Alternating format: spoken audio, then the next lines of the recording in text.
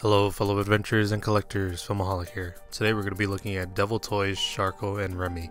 Now this figure was designed by Chick Disc. I always forget how to say that name or pronounce it, but I will leave a link to his Instagram down below. Along with that, I will leave a link to Devil Toys' Instagram, because I always get questions as to whether where I get these from, or rather how can one get these, and really there isn't no straight answer outside of you gotta be linked in with their social media and the various boutique outlets that are out there. But with that said, this figure I got secondhand. I didn't actually buy it when it first came out, as per usual. I usually wait till there's a deal out there. But with that said, this was one I was eyeing up because it has of course a unique style, and I was surprised to actually find out this was designed by Chick Disc, because it doesn't fit that similar motif that the other figures have, but nonetheless it was a design that I really gravitated toward, and figured I had to get. You know, there's a different colorway of this, of a black and white version, which I was tempted to get to match my other version, but I'm more than happy to have just this guy because it looks like a dock worker.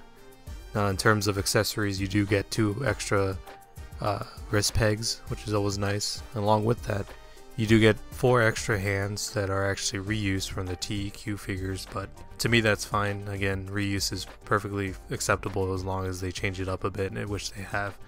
And these are actually a bit larger, which is nice because they're more useful than the other hands that those figures came with. And of course, it comes with Remi, this little shark dude. And surprisingly enough, it does have some articulation. Is it the most articulated figure in the world? Probably not, but you can move the jaw as well as the 2 little feet that it has, so it's a cute little character to have and kind of fits the motif that the other TEQ figures had.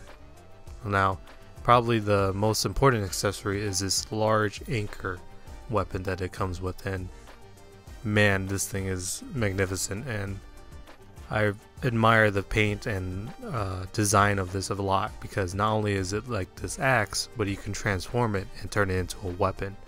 And it just blows my mind, the creativity behind the design of this piece, and big props to the artists for thinking and engineering this, because I definitely would not have come up with this. So yeah, this is definitely a fun accessory and one I look forward to posing with him. He doesn't have a problem holding it, it's just a matter of getting that second hand to actually hold it like a weapon. But with that said, here's a look at the actual figure, and again, this is one I was not anticipating getting, because it doesn't really fit the motif or the design cues that the other figures have, but you know, I saw it for a good price and I jumped at the opportunity because I do like it, and having it in hand has definitely changed my opinion more and has definitely grown on me a lot more. It has that dock worker kind of look, and like I said, it was unique enough for me to be drawn to it. So as always, the Devil Toys quality is here, and to my surprise, they actually changed the body, and that is something we'll touch upon a little bit later, but I was impressed that they actually changed it, and it's actually better than the other bodies that these other figures come with, because commonly the bodies on these designer toys aren't the best, so you more than often have to change them out yourself.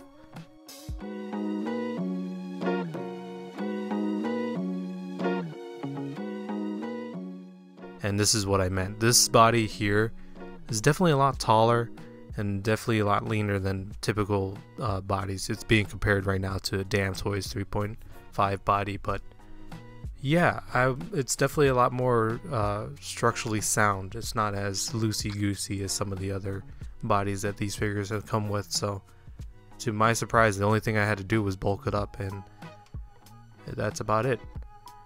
Now in terms of the comparison to the other figures designed by Chick Disc, here's a look at the ones I have in my collection. I don't have them all, of course, and for better or worse, I don't buy them when they first come out, but I tend to wait for deals, and unfortunately these things don't really come up for deals. But yeah, again, if you have an interest in these at all, follow the artist, follow Devil Toys on Instagram.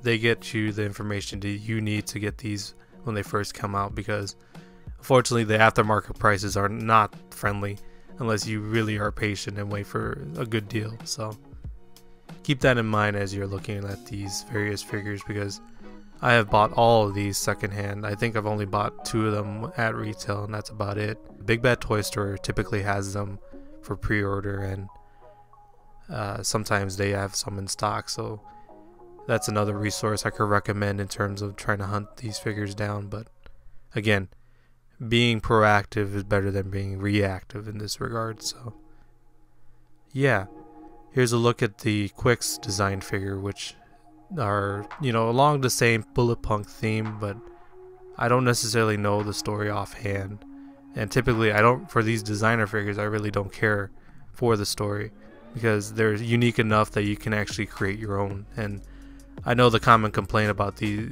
from collectors about these designer figures is that they don't have stories, but to me that gives me the opportunity to create my own and basically create your own universe. So yeah.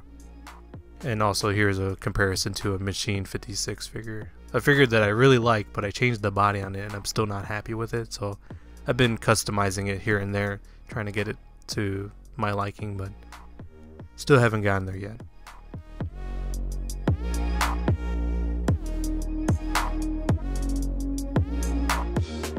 So this Sharko, I did add a little bit of padding, foam padding. If you've seen that tutorial, that's basically what I did for this guy. But that's about it. It holds poses pretty well. It's got like almost like ratcheted joints in the knees, so that was very impressive to me.